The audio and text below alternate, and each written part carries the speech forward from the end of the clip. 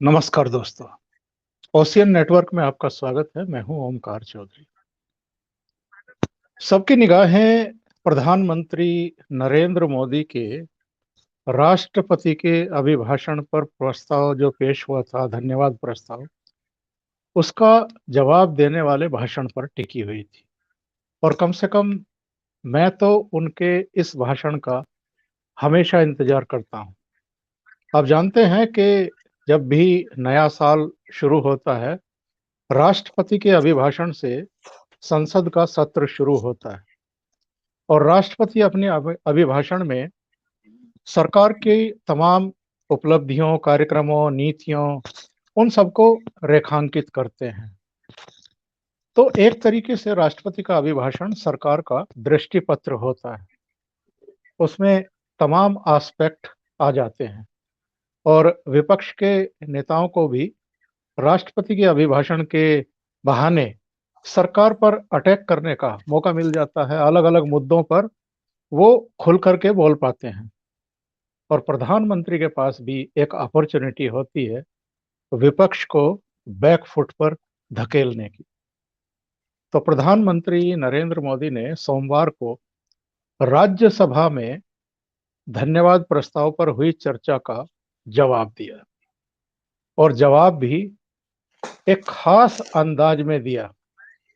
उन्होंने सदन को हंसाया भी, गुदगुदाया भी, आंदोलनकारियों पर अटैक भी किए और कुछ ऐसी बातें कही जो मेरे विचार से बहुत महीनों तक अब जुमले बनकर के सोशल मीडिया पर तैरती रहेंगी।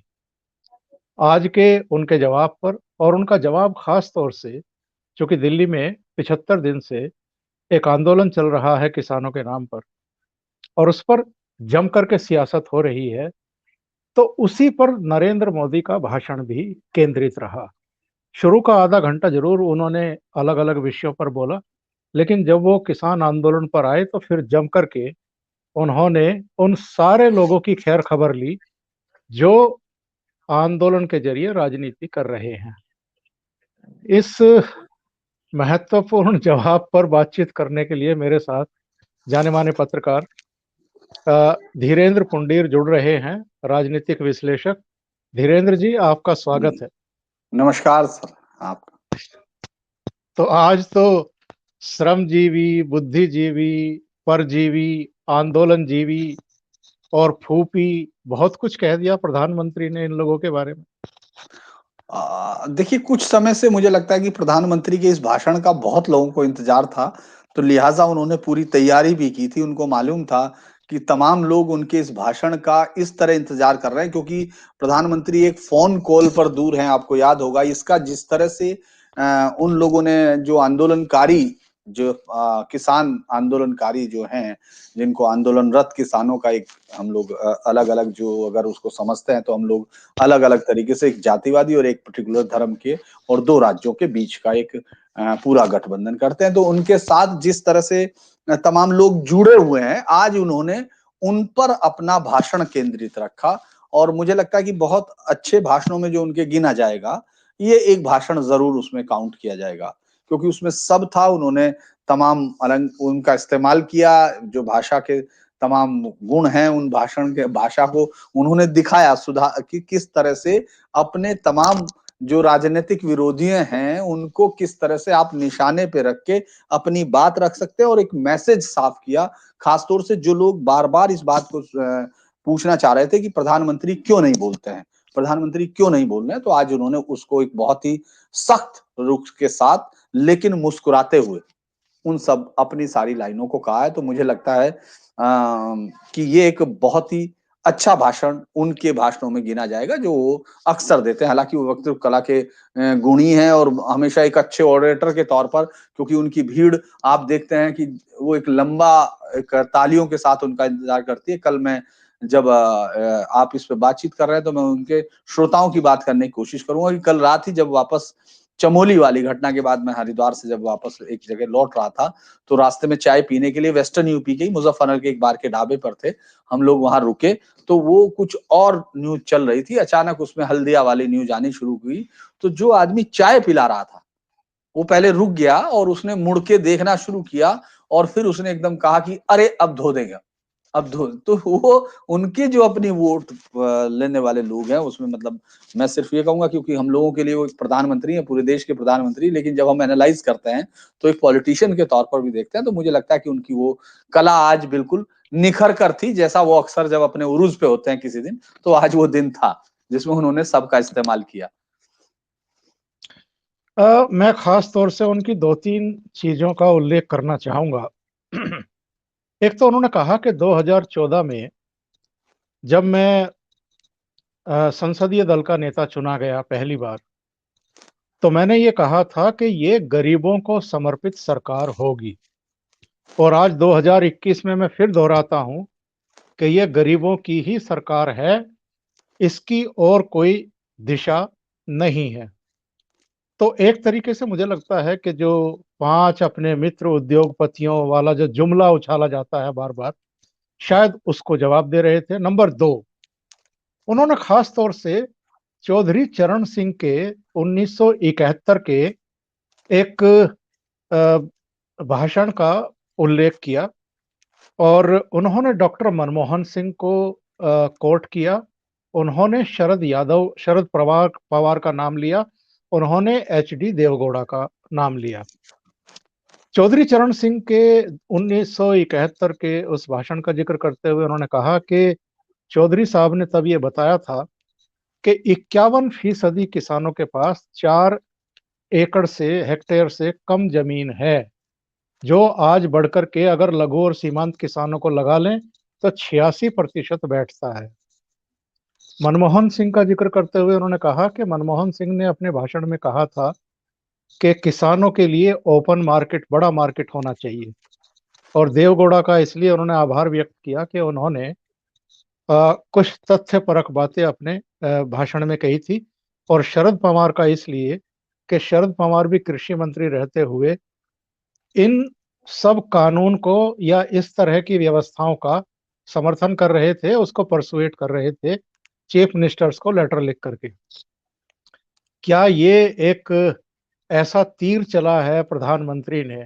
क्योंकि चरण सिंह का जब आप नाम लेते हैं तो वेस्ट यूपी और हरियाणा के यहाँ के जो किसान हैं, जो जाट हैं, वो कोरिलेट होते हैं। मनमोहन सिंह का जब आप नाम लेते हैं पंजाब जुड़ जाता है।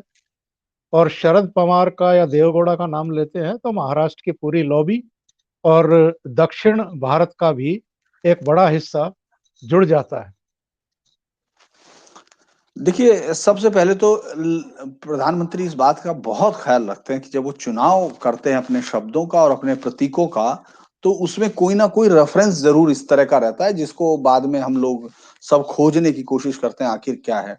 आपने बिल्कुल सही कहा, 1971 से अगर हम लोग जोड़ें तो आज 50 साल, लगभग 50 साल बाद उस महान नेता का उन्होंने ज़िक्र किया, जिसको हम खेतीहर किसान हमेशा अपने एक ऐसे नेता के तौर पर याद करते हैं जिसने खेती, किसानी और किसान शब्द को एक गरिमा दी और उनको एक बहुत लंबे एक जो शोषण का या एक कहें कि एक जो बहुत ही मूल्यहीनता का दौर था किसानों के लिए, उसको उन्होंने एक फोर फ्रंट पर लाए और उसको एक वेस्टर्न यूपी के एक छोटे से इलाके से निकलकर देश के प्रधानमंत्री बनने तक की यात्रा में उन्होंने उसको उस शब्द को बहुत गरिमा दी और यहाँ के लोगों को एक आत्मसम्मान भी दिया।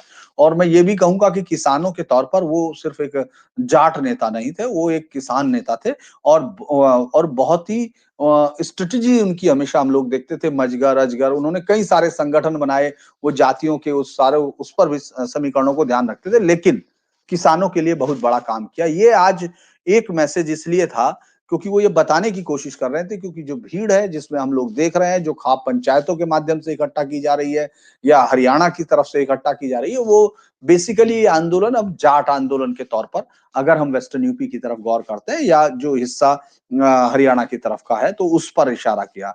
उस पर उन्होंने बताया कि ये वो जो जो उनकी ये नीति है, उसका रिश्ता 1971 के उस भाषण से जुड़ता है। यानी आप जिन लोगों को अभी चुनने की कोशिश कर रहे हैं या जो अपने कद को बड़ा करने की कोशिश कर रहे हैं, सिसोली को छपरोली से बड़ा करने की कोशिश कर रहे हैं, ये उनकी लाइन में नहीं है। ये हमेशा चौधरी चरण सिंह जो किसानों के नेता थे, उसकी तरफ है। यानी एक आपने एक बड़े चंक को ये मैसेज देने की कोशिश की। जब वो प्रधानमंत्री मनमोहन सिंह जी का जिक्र करते हैं तो वो सिर्फ उनको जरूर सिख वालों को रिप्रेजेंट करने की कोशिश करते हैं सिखिज्म की तरफ से, लेकिन साथ ही साथ उनका जो सबसे बड़ा वो था वो जो विरोध करने की कोशिश कर रहे हैं, खासतौर से कांग्रेसी लीडरशिप अगर आप देखेंगे तो वो इस समय पूरी तरह से इनके पीछे खड़ी है, इस आंदोलन के पीछे खड़ी है। वो अपनी पूरी ताकत जो भी उसके पास बची हुई है, मतलब खासतौर से मुझे शक है कि अब उन 2 राज्यों में तो उसकी ताकत कितनी बची है, हालांकि भूपेंद्र हुड्डा ने काफी कोशिश की इस बार, लेकिन अगर यूपी में देखें तो हमको खोजना पड़ेगा कि उनकी ताकत कहाँ बची हुई है। तो वो उसको उन्होंने ये बताने की कोशिश की कि ये जो लोग खुद करते रहे, वो हम कर रहे हैं और इनके प्रधानमंत्री, इसीलिए उन्होंने बहुत ही रेस्पेक्टफुल और कर्टसी का इस्तेमाल करते हुए उनका जब जिक्र किया, तो उन्होंने बताया कि किस तरह से उसकी तरफ वो चले और हम लोगों ने देखा। शरद पवार के इसलिए जिक्र करना पड़ा क्योंकि मुझे लगता है ये इस्तेमाल उन्होंने ज्यादा जोर से किया, क्योंकि जिस तरह से महाराष्ट्र में किसान जरूर सड़क पे नहीं है, लेकिन अगर हम लोग किसानों की बात करते हैं और जिस आत्महत्या के किसानों के मुद्दे को फोर फ्रंट पर लाया गया, वो सबसे ज्यादा मराठवाड़ा और उधर विदर्भ के हैं।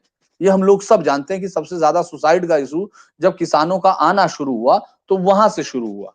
और उन्होंने तो बहुत सारे प्रयोग किए थे जिनके बारे में उन्होंने नहीं बोला। आपको याद होगा इफ्को को उन्होंने दे दिया, प्राइवेट हैंड पे दे दिया, मतलब कोऑपरेटिव में वापस कर दिया, सरकारी वो निकाल ली। मतलब आप ये सोचो ये इतना बड़ा वो हुआ कि आज क्रिप्को इफ्को एक ऐसे चंगुल में आ गई जिसको मुझे लगता है कि ये कहना चाहिए, क्योंकि उस पर मैंने बहुत सारे रिसर्च भी किए थे कि आखिर कैसे कोई वो फ्लाइट से चलते हैं, उनके जो इस समय यूएस अवस्थी जो होते थे, तो तमाम चीजें उन्होंने क्या किया, ये उनकी तरफ इशारा किया कि आपने चिट्ठियां लिखी, आपने इस रास्ते पे आगे बढ़ने की कोशिश की और आज आप हमको उलट बता रहे हैं क्योंकि आप राजनीति कर रहे हैं। रही बात देवगौड़ा जी की तरफ से उनको जो आजकल हम लोग जेडीएस की तरफ से कुछ इस तरह के वो देख भी रहे हैं जो है, तो उन्होंने उनका नाम सम्मान के साथ कटसी के लिए, लेकिन अब हमको ये भी देखना चाहिए कि कोई छुट-पुट जो आपको प्रदर्शन इसके बाद मिला था तो वो बेंगलुरु में था, वो कहीं था, तो उन्होंने उसको भी एड्रेस करने की कोशिश की कि जो बड़े नेता हैं, जो वो लोग हैं, वो इसका समर्थन कर रहे हैं। तो आज इन सब के साथ उन्होंने आंदोलन के हिस्सों को कवर करते-करते इमोशनल वैल्यू और उनके चेहरे को, मतलब उनको जो पार्टियां कहती हैं, उनके उस जो जब वो सत्ता में थी तो उनका रुख क्या था, ये उन्होंने सामने रखने की कोशिश की और मुझे लगता है कि वो रखने में कामयाब भी लग रहे हैं। और धीरेन्द्र जी, हम आप जानते हैं कि 12 दौर की बातचीत हो चुकी है ऑलरेडी, कोई हल निकला नहीं है। 22 जनवरी को लास्ट बातचीत हुई थी। इस बीच गणतंत्र दिवस को जो कुछ हुआ है वो अब सब समझ गए हैं कि क्या खेल था पूरा, और कौन कौन ताकतें थी जो उस दिन को खराब करना चाहती थी, देश की छवि भी खराब करना चाहती थी। और शायद जो इस आंदोलन को चला रहे हैं उनमें भी बहुत सारे ऐसे लोग हैं जो उस बदनामी का ठीकरा या कलंक अपने सर पर या माथे पर नहीं लेना चाहते होंगे कि इस तरह की हरकत हो इस तरह के आंदोलन में, जो आम तौर पर तब तक शांतिपूर्ण चल रहा था। ये 26 तारीख को जरूर ये हुआ, लेकिन सर्वदलीय बैठक में संसद सत्र के शुरू होने से पहले प्रधानमंत्री ने कहा था कि हम एक फोन कॉल की दूरी पर हैं। आज भी राज्यसभा में भाषण देते हुए प्राइम मिनिस्टर ने कहा कि आंदोलन खत्म करिए, वार्ता की टेबल पर आइए। ऐसी कोई स्थिति परिस्थिति नहीं है कि कानूनों में बदलाव नहीं हो सकता है, संशोधन नहीं हो सकते हैं। बहुत सारी सरकारों ने बहुत सारे कानूनों में संशोधन ऑलरेडी किए हैं। समय के मांग के अनुरूप परिवर्तन होते रहते हैं, ये कोई ऐसी चीज नहीं है। लेकिन उन्होंने ये भी संकेत दिए हैं कि भारत को आगे ले जाना होगा। इसका मतलब सीधा सा ये है कि उन्होंने बहुत स्पष्ट शब्दों में ये बता दिया है कि कानून वापस नहीं होंगे। आज जिस तरह का रुख था वो बहुत ही मुझे लगता है कि जो हम लोग अभी देख रहे थे क्योंकि इस तरह की बातचीत भी लग रही थी कि शायद सरकार झुकती दिख रही है, शायद सरकार कुछ कदम पीछे हटाती दिख रही है, आज उससे उलट रुख दिख रहा था। लोगों को मुस्कुराते हुए जरूर दिख रहे थे। वो हर चीज को उस तरफ मतलब जितने हल्के लहजे में उन्होंने समझाने की कोशिश की, लेकिन वो मकसद आज बहुत साफ था ये कहने का कि न कोई सरकार झुकी है और वो अपने एजेंडे पर है। यानी आज अगर जो भी उनके भाषण को सुन रहा था वो ये समझ सकता है कि सरकार ने आज ऑफिशियली एक तरह से ये कह दिया है, आप उसको जैसे भी लेना चाहें, कि हम कृषि सुधारों के अपने एजेंडे पर हम लगे रहेंगे और हम उस पर लगे हुए हैं और इन कानूनों को वापसी का कोई उनका इरादा नहीं है। और ये बात उन्होंने साफ तौर पे कही। उन्होंने आज ये कहा कि आंदोलन खत्म कीजिए, उसके बाद बातचीत की बिल्कुल। टेबल पे आइए। इससे पहले जो हो रहा था कि सरकार कई बार कोशिश कर रही थी, झुकते हुए दिख रही थी कि नहीं आप आइए, हम लोग आप आइए, लेकिन अब आपने देखा होगा कि अभी इनकी तरफ से कोई भी मैसेज नहीं जा रहा है, क्योंकि उन्होंने कहा जो हम अपना बेस्ट आपको दे सकते थे हमने दे दिया। आप सुन रहे हैं वो आंदोलन में जो कह रहे हैं कि हम 62 2 अक्टूबर तक बैठे या 10 अक्टूबर तक बैठे, उसका कोई जिक्र उन्होंने नहीं किया। यानी सरकार अपने आप को निश्चित कर चुकी है कि उसको कहां तक जाना है, और ये बात पहले से तय थी। उन लोगों को मालूम था कि हम अपने किस छूट को कहां तक ले जा सकते हैं, ये साफ तौर पर है। और आज का अगर मैसेज समझना हो तो उसमें साफ तौर पर यह है कि हम कृषि सुधारों पर आगे बढ़ते रहेंगे। हमारे कृषि कानून, ये शुरुआत भी हो सकती है, इससे आगे भी होगा, क्योंकि उन्होंने जो उदाहरण दिए आपको याद होगा, इन सब के लिए उन्होंने दुग्ध उत्पादन का और पशुपालकों का उदाहरण दिया, क्लियर तौर पर आंकड़ों के साथ वो रखा, और उन्होंने कहा कि जब आप थे तो आप ये कोशिश कर रहे थे, आप हमारे साथ आइए, यानी समाधान की राह पर। आज के भाषण को मैं अगर देखता हूं तो बहुत ही सारे मल्टीप्रोंग तरीके से उन्होंने क्लियर कट साफ कहा कि आपके लिए हम चुनाव के लिए भी तैयारी है।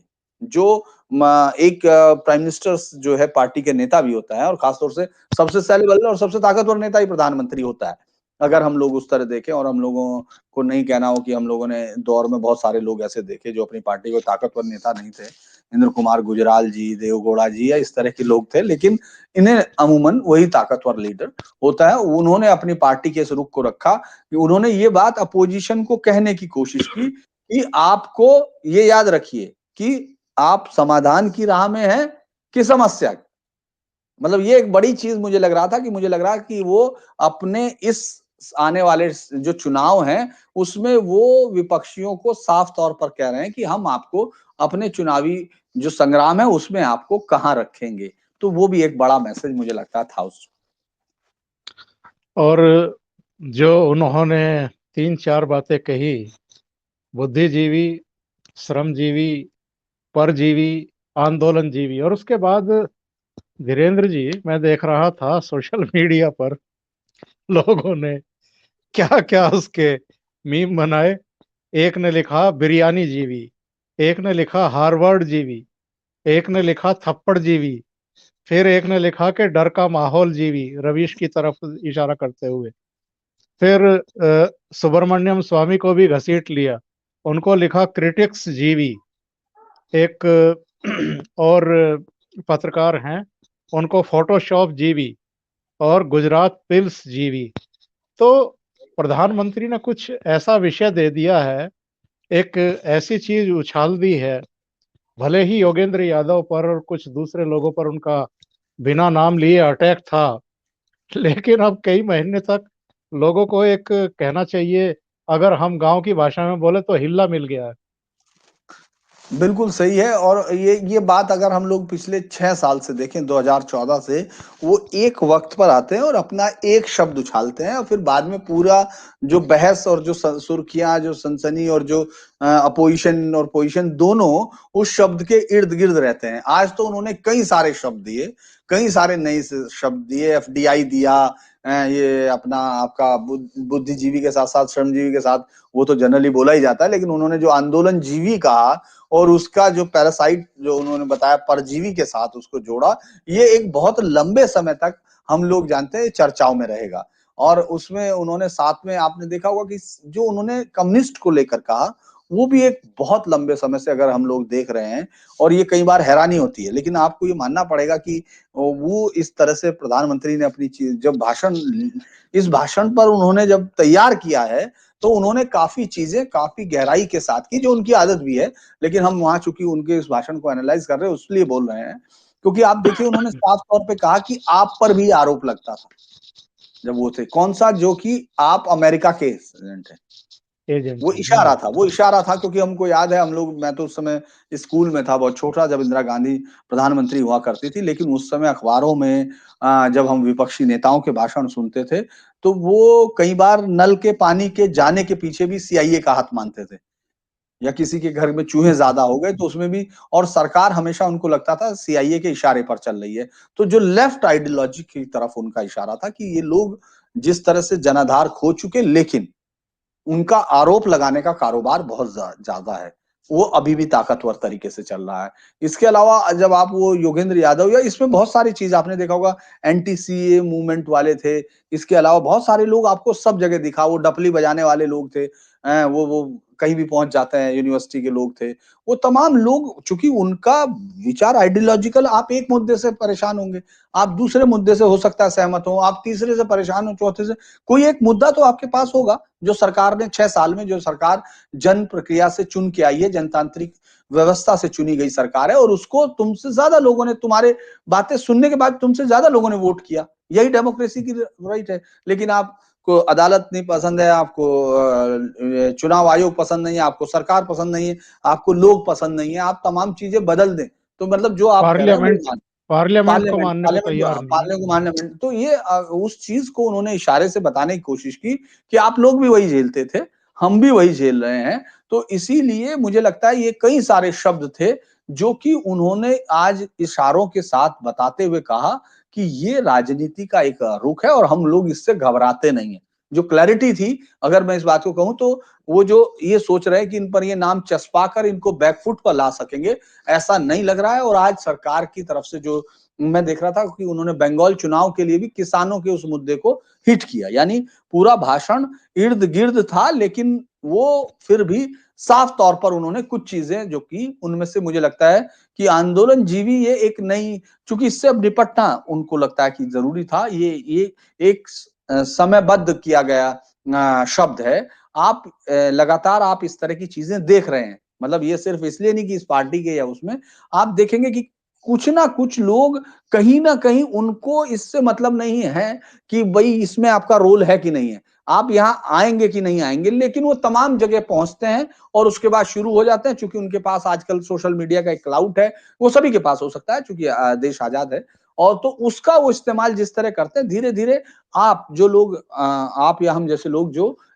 नजर रखते हैं उन चीजों पे, तो हमको वो साफ दिखने लगता है कि ये से इस तरह का जितना साफ दिखने की कोशिश कर रहे हैं उतना साफ है नहीं। तो उस तरफ आज ये शब्द जो है, मुझे लगता है लंबे समय तक मीम्स और उसके लिए, और अब इस पर काफी चर्चाएं होंगी, और ये एक शब्द आपके शब्दकोश में अब आ गया, राजनीतिक शब्द। दूसरे जी जी दूसरे मैं ये जानना चाहता हूँ, ये तो ठीक है, इन्होंने जब ये यहाँ पहुंचे थे, शुरू किया ही था, इसके कुछ समय बाद इन्होंने घोषणा कर दी प्रधानमंत्री के पुतले फूकेंगे, जबकि बातचीत चल ही रही थी। फिर कहा कि भारत बंद करेंगे। इसके बीच भी एक दो और कॉल आई।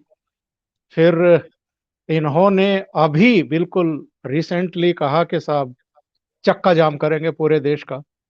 उसमें से दिल्ली को, उत्तर प्रदेश को, उत्तराखंड को अलग कर दिया।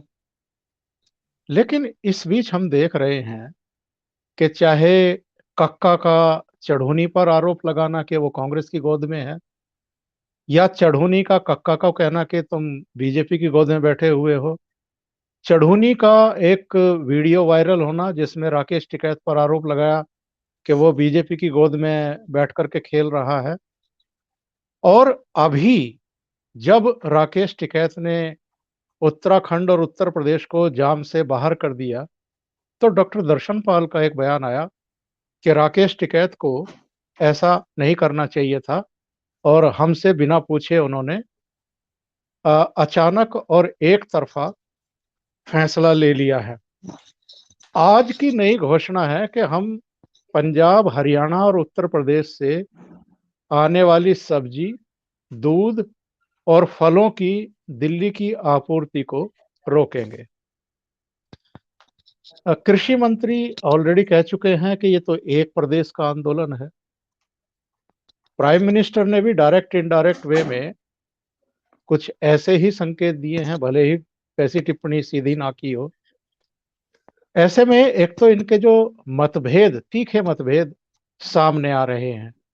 कुछ किसान आंदोलनों ने विड्रॉ भी किया है, वीएम सिंह से लेकर के आपके एक दो और किसान संगठन थे, भानु गुट था।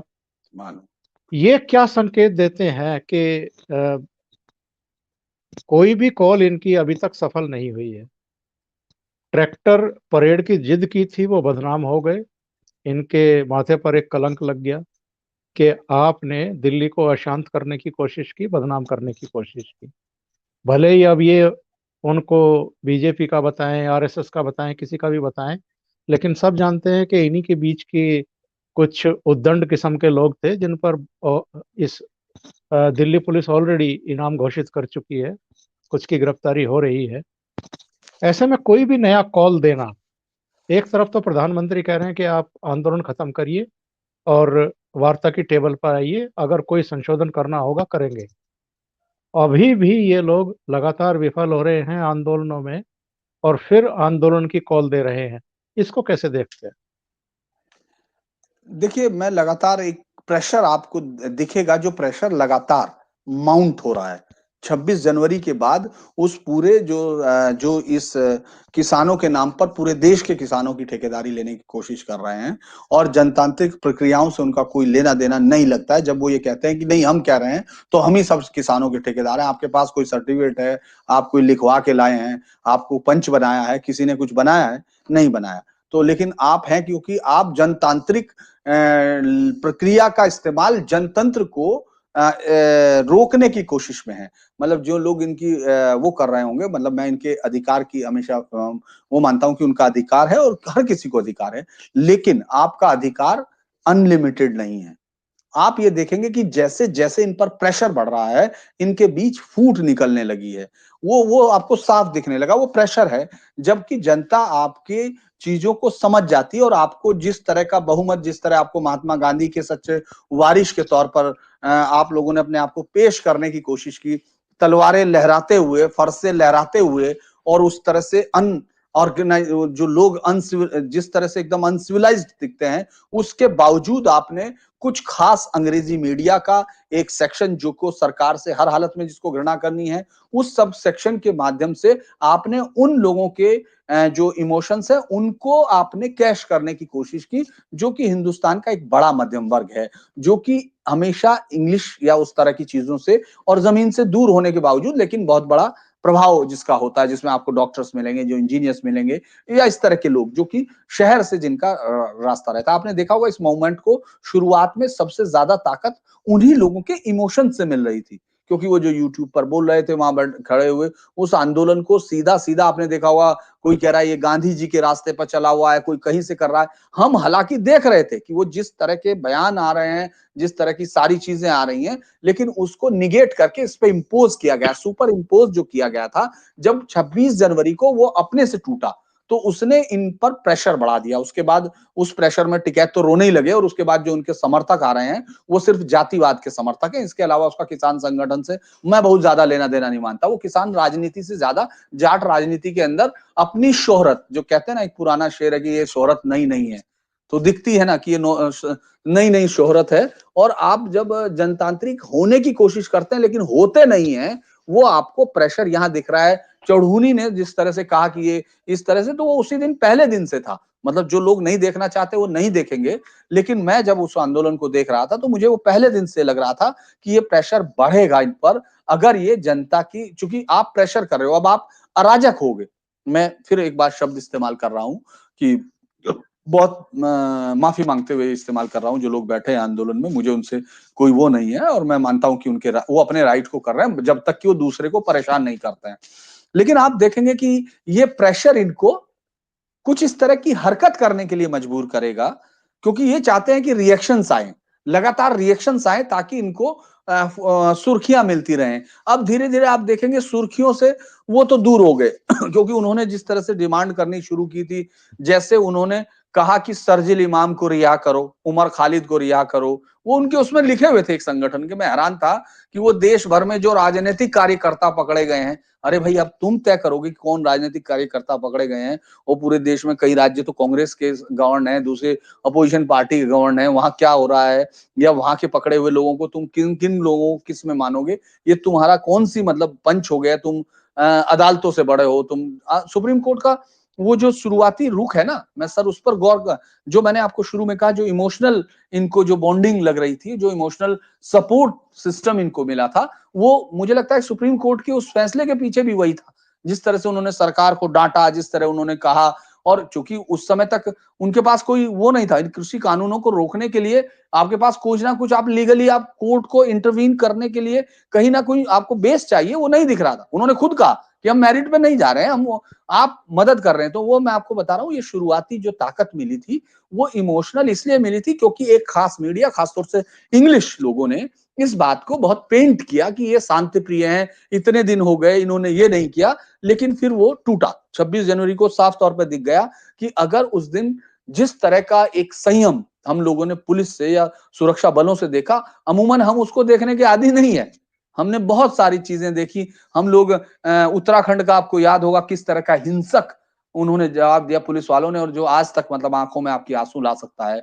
इस तरह के बहुत सारे कई जगह, मुल्ताई गोलीकांड जिसमें कांग्रेसी खुद खुद क्या वो देख रहे थे, तमाम चीजें आपने देखी कि अक्सर इस तरह से रिएक्ट नहीं करती है पुलिस। उस दिन के आपको पुलिस के संयम की तारीफ करनी होगी, सुरक्षा बलों की लेकिन तारीफ। लेकिन हम लोग कई बार उन घटनाओं को भूल जाते हैं, और खास तौर से ये अंग्रेजी मीडिया जो यहाँ बैठा हुआ है, यहाँ ये लोग ठीक है शांतिपूर्ण बैठे हैं, लेकिन पंजाब में क्या हुआ? 2000 मोबाइल टावर निशाना बनाए गए। उसको हम हिंसा नहीं मानेंगे, और वो भी एक खास कंपनी के टावर्स को निशाना बनाया गया। किसके इशारे पर?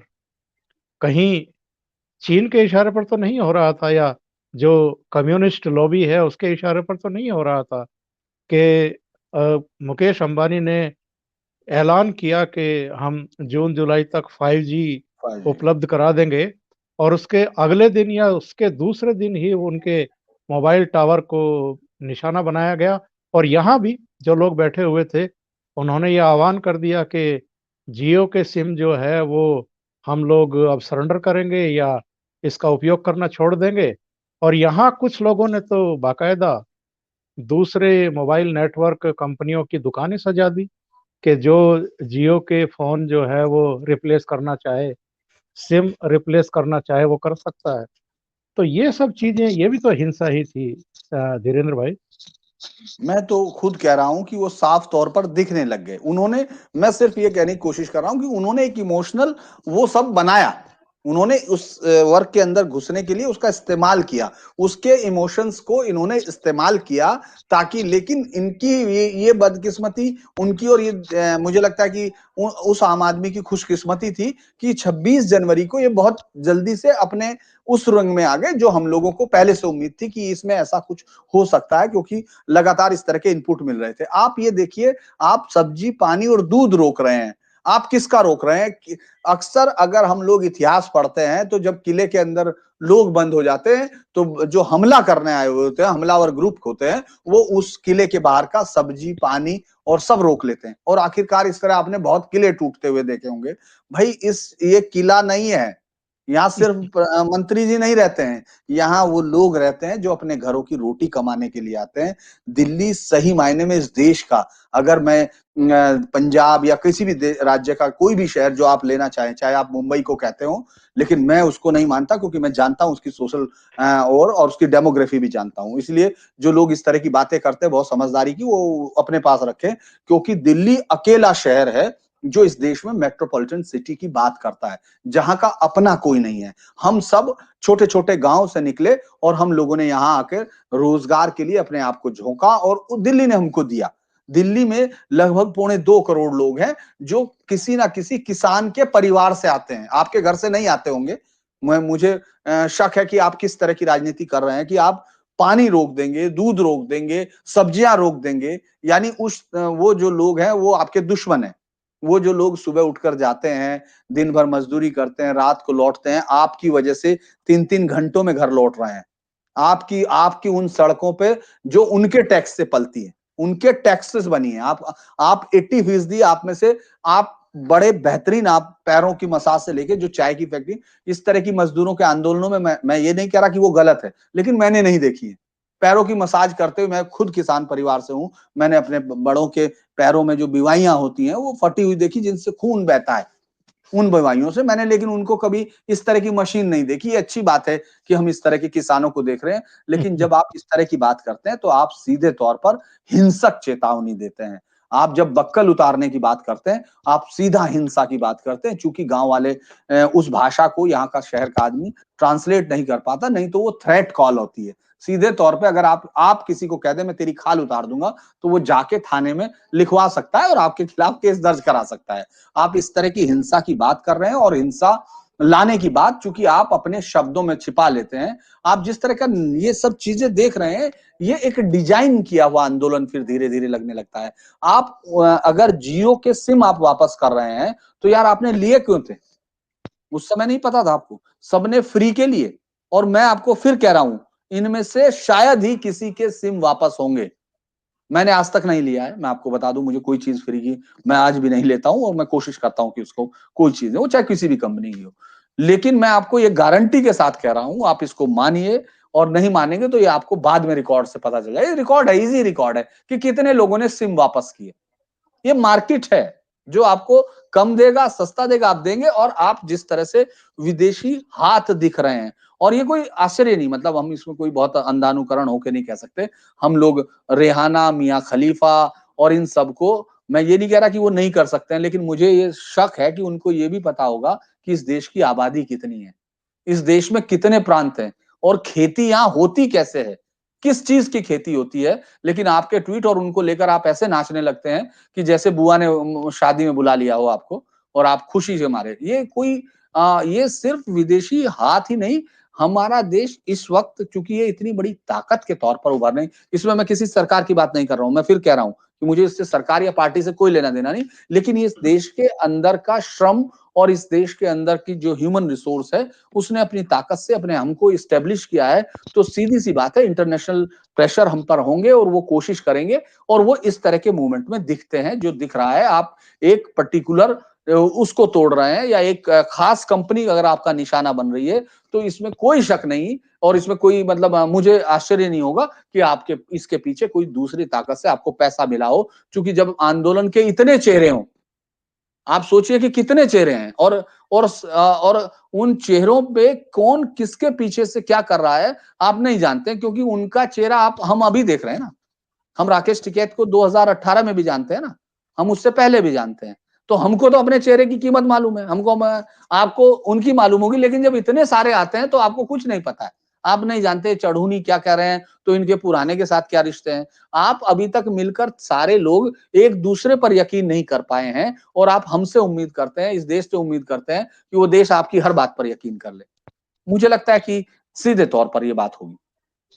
और धीरेन्द्र जी, जब प्राइम मिनिस्टर चौधरी चरण सिंह को कोट करते हैं और कहते हैं कि 1971 में ये 51% थे, जो अब बढ़कर के 86% हो गए हैं, अगर हम लघु और सीमांत किसानों को भी लगा लें, तो इनडायरेक्ट वे में प्रधानमंत्री कहते हैं कि 14% ही ऐसे हैं जिनका प्रतिनिधित्व यहाँ जो बैठे हुए किसान हैं वो कर रहे हैं।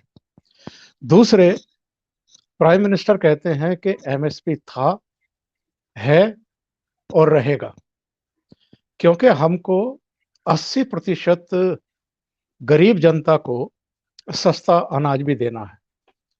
तो वो मतलब तमाम तरह की जितनी झूठ बोली गई हैं, जितनी अफवाहें फैलाई गई हैं, जिसका जिक्र आपने भी किया बातचीत में कि उन्होंने दूध का, सब्जी का, कुछ दूसरे उत्पादों का जिक्र किया, जो बिना किसी प्रतिबंध के, जिसकी बेहतरीन सप्लाई चेन बनी हुई है।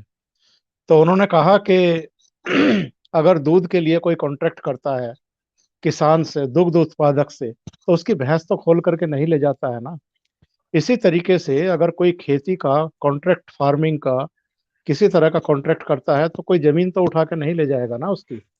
आप और हम जानते हैं, हम तो ग्रामीण पृष्ठभूमि से हैं, कि किस तरीके से बहुत सारे किसान अपनी जमीन बटाई पर देते हैं।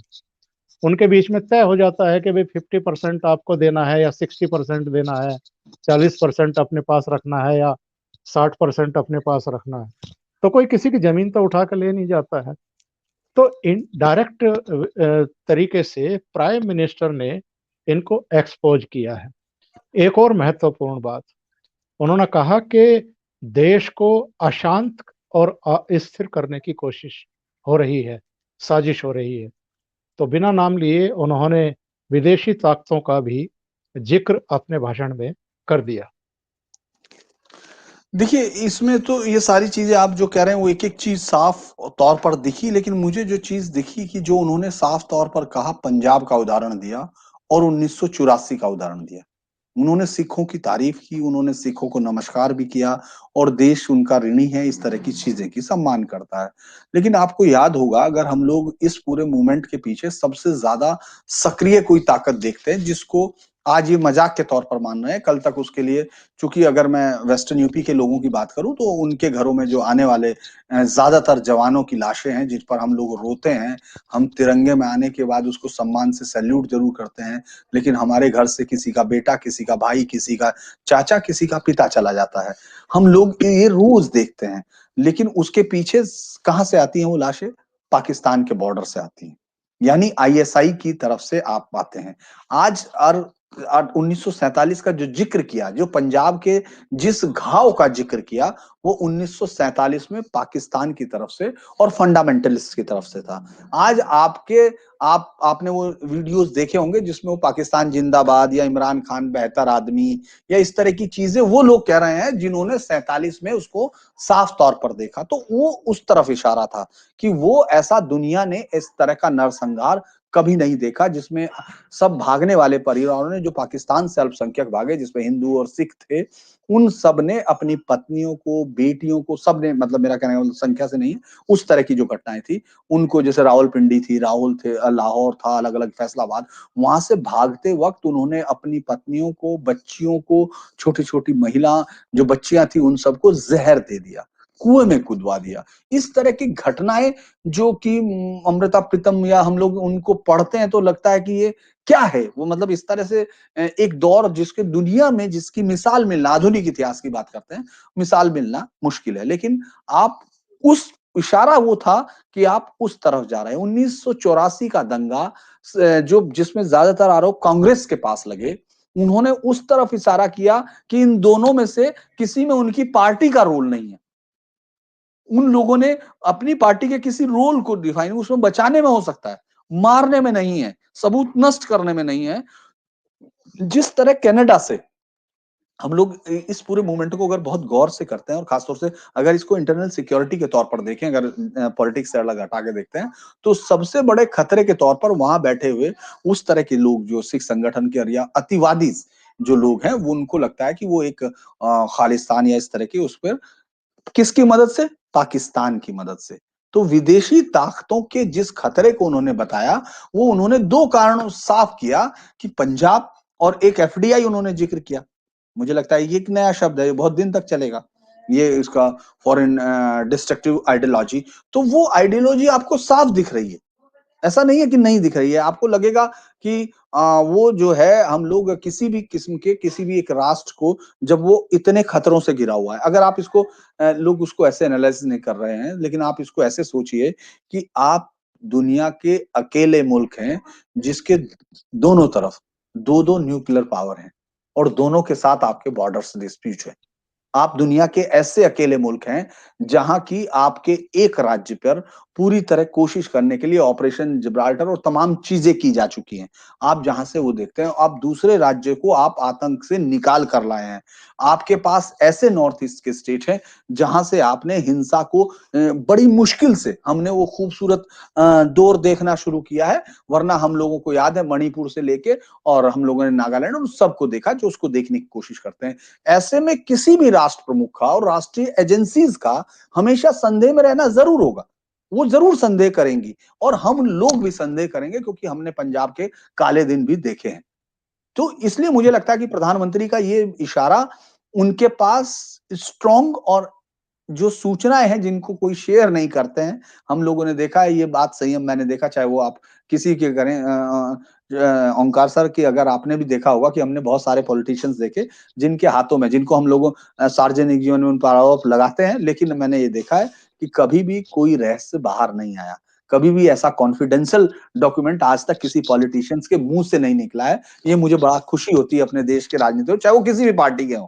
लेकिन आप इसी तरह से लेकिन वो इशारा ज़रूर करते हैं। आज प्रधानमंत्री का इशारा उसी तरफ था कि ये देश इस समय जिस तरह तरक्की आप उन्होंने जो इशारा कल किया था वो चाय वाला, आपको याद होगा कि किस तरह से योगा और उसको तो आपने देखा किस तरह उस सॉफ्ट पावर को खत्म करने की कोशिश हो रही। तो कोई भी आदमी लगा सकता है। हाँ, जो नफ़रत में अंधा है या किसी खास विचारधारा का विरोध करते-करते जनतांत्रिक सीमाओं से बाहर निकलकर देश के भी अगेंस्ट खड़ा होने में कोई उसको गुरेज नहीं है, वो लोगों को ज़रूर मुझे लगता है दिखता नहीं होगा और मैं किसी भी खास पार्टी के लिए नहीं कह रहा हूँ, लेकिन मुझे लगता है कि यहाँ जो जो विदेशी हाथ की बात है, मुझे साफ तौर पर इस आंदोलन में उन लोगों का हिस्सा हो सकता है, मैं इस बात को कह सकता हूँ। बहुत-बहुत धन्यवाद धीरेन्द्र पंडित जी, आपका बहुत समय लिया। लेकिन प्रधानमंत्री का जो आज का जवाब था और ख़ास सबसे तौर से सबसे बड़ा जवाब उन्होंने जो दिया, वो जो मुझे जी, पसंद है, वो सबसे आखिर में वो बोले, मोदी है तो मौका लीजिए। मुझे लगता है वो सबसे ज़्यादा इस्तेमाल होगा, अभी आज नहीं तो वो बहुत ही अच्छा था वो। कि कुछ भी जी, बुरा है तो मेरे ऊपर फेंक दीजिए, जी, कुछ भी मोदी अच्छा है तो आप अपना श्रेय ले लीजिए। हाँ, और उन्होंने कहा बिल्कुल, कि मोदी है तो मौका लीजिए। तो मुझे लगता है कि हम लोगों को भी ये देखना होगा कि जी, बहुत-बहुत शुक्रिया आपका, बहुत-बहुत धन्यवाद। आप जुड़े और बहुत सारे मुद्दों पर शुक्रिया। आपने आज हमारे दर्शकों को नमस्कार। Thank you so much. जी, शुक्रिया।